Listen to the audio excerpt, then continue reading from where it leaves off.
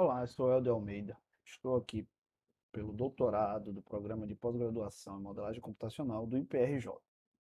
Essa disciplina de Introdução à Computação Paralela no semestre 2022.1, ministrada pelo professor Joel Sanches. Nessa apresentação, eu vou trazer um estudo sobre um artigo escolhido por mim para a obtenção de crédito na primeira avaliação da disciplina.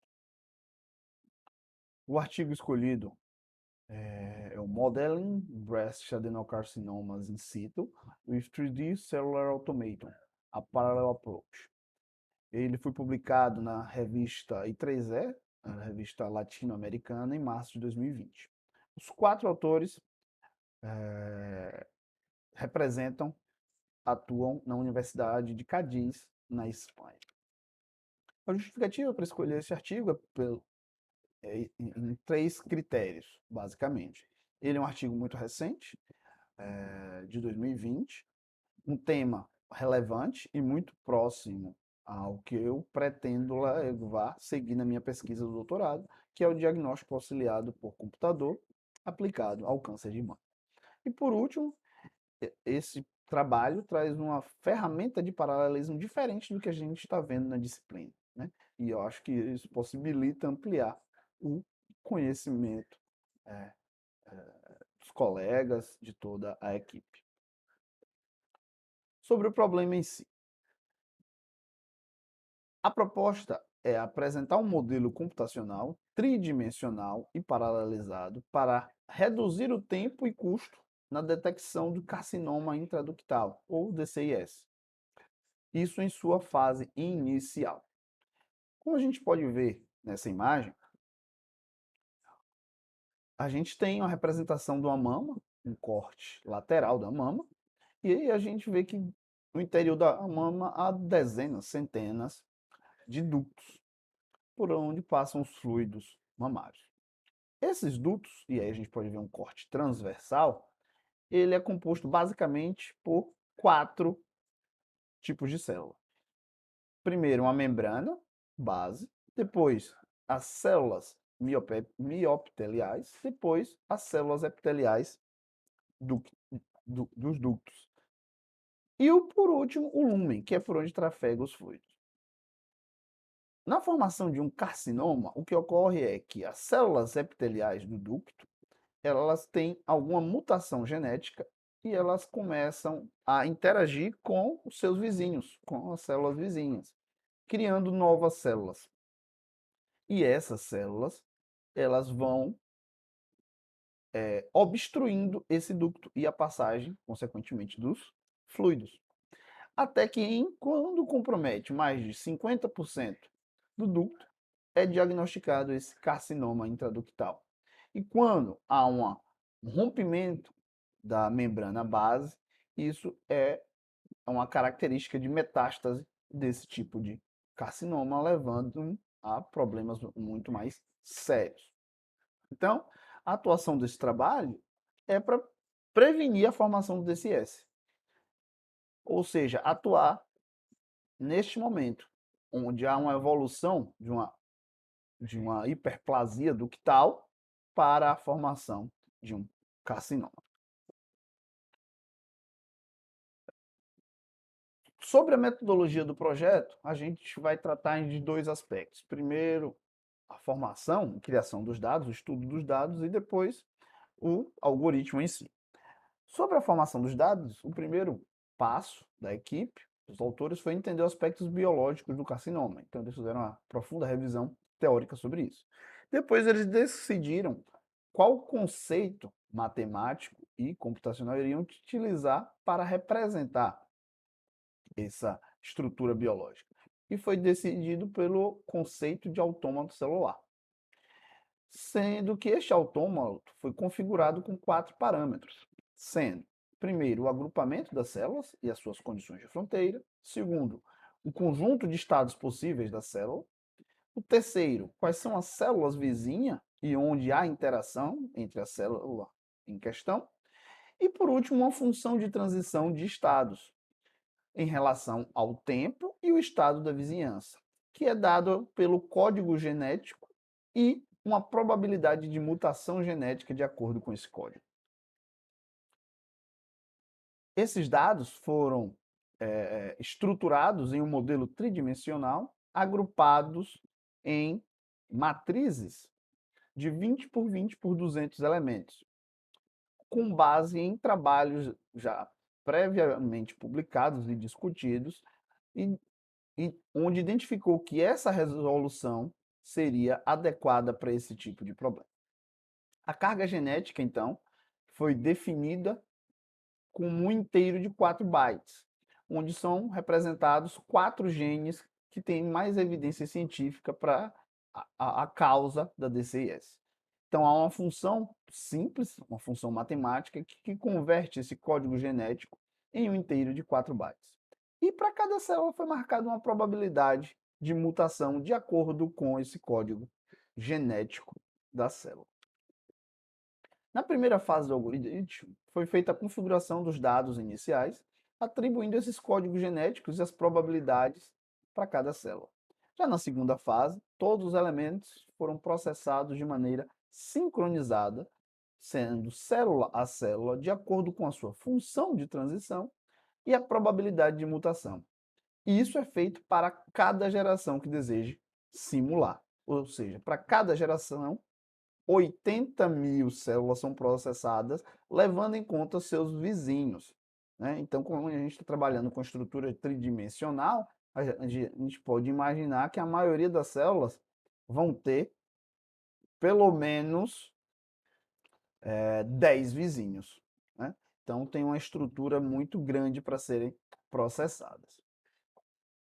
A primeira fase do algoritmo, ele tem um custo computacional relativamente baixo e não vale a pena ser paralelizado, pois ocorre apenas uma vez. Já a segunda fase, que ocorre para as 80.000 células e para cada geração, ele tem características de serem paralelizados, principalmente porque geralmente as simulações levam em conta ao menos 15.000 gerações. Sobre a paralelização, os autores utilizaram a linguagem C++, e como eu disse no início dessa apresentação, eles não utilizaram nenhuma das abordagens que a gente está vendo na disciplina. Eles utilizaram algo nativo do C++ a partir de 2011, que é a propriedade thread, onde é passado para essa propriedade uma função e os seus parâmetros, e automaticamente o compilador do C se comunica com o sistema operacional e faz a divisão dessas threads. Então, é muito parecido com a estratégia de OpenMP, mas tem muito menos controle para o desenvolvedor. Então, isso tem os seus prós e os seus contras. Mas eu achei interessante que é uma abordagem diferente do que a gente está vendo na disciplina. Os agrupamentos foram divididos longitudinalmente. Então, como a gente pode ver aqui nesse exemplo, as 200 camadas foram divididas, para um exemplo aqui, em 4 threads, em 4 processos, e cada thread desse tem 50 camadas para serem processadas. Primeiro gargalo encontrado foi nas regiões de fronteira, ou seja, quando uma camada tem vizinhos com outra camada que está sendo processada por outra thread. Então, a estratégia que eles fizeram foi, para essas vizinhanças, que estão em threads diferentes, eles travaram esse processamento, e isso foi feito pela thread que estava disponível logo em seguida, praticamente de maneira serial. Uma estratégia de otimização para este processamento é que eles não processaram toda a matriz 20 por 20 por 200 desde o início, mas as regiões de vizinhança cresceram dinamicamente de acordo com a mitose e migração dessas células que estavam se comunicando com seus vizinhos. Então, só nas últimas gerações é que houve o processamento real dessas 80.000 células. Os dados foram validados por os resultados que eles tiveram foram validados por diversos trabalhos já amplamente discutidos, tanto biológico quanto matematicamente. E o modelo computacional foi validado de acordo com a quantidade de DCS que foram gerados, a agressividade deles e o movimento dessas células. Aqui a gente pode ver, né, pode comprovar visualmente que é muito similar os resultados à esquerda.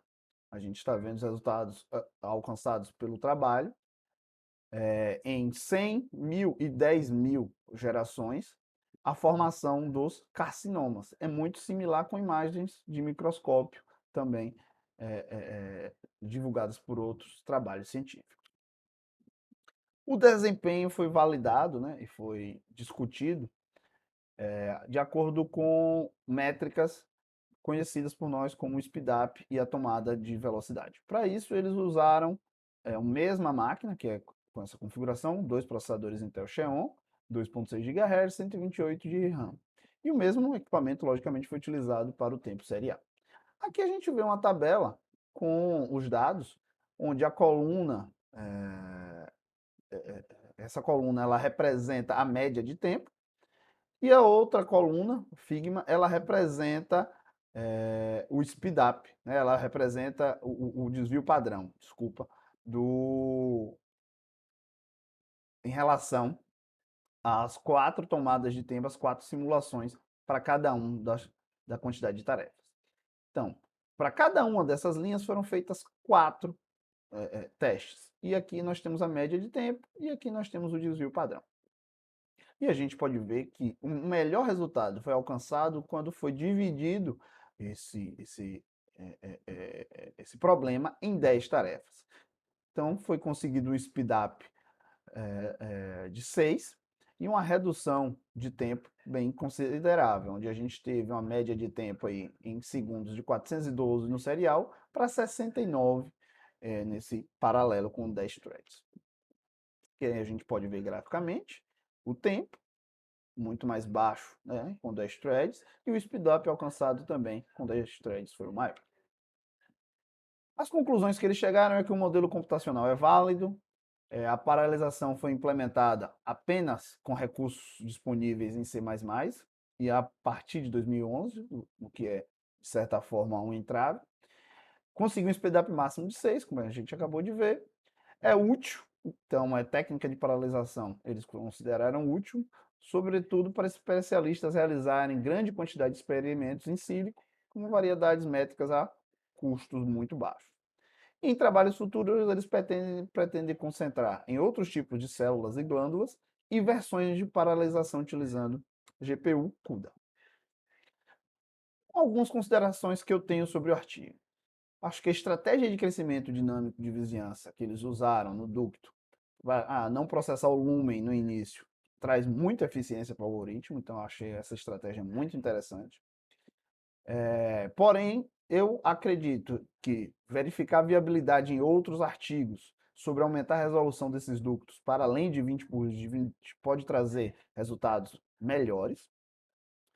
E a gente possivelmente poderia dividir isso em partes menores, para não processar esses 400, e aí se a gente ampliasse para outras quantidades muito maiores, né, para aumentar a resolução desses ductos, a gente poderia dividir isso bidimensionalmente também em outras threads.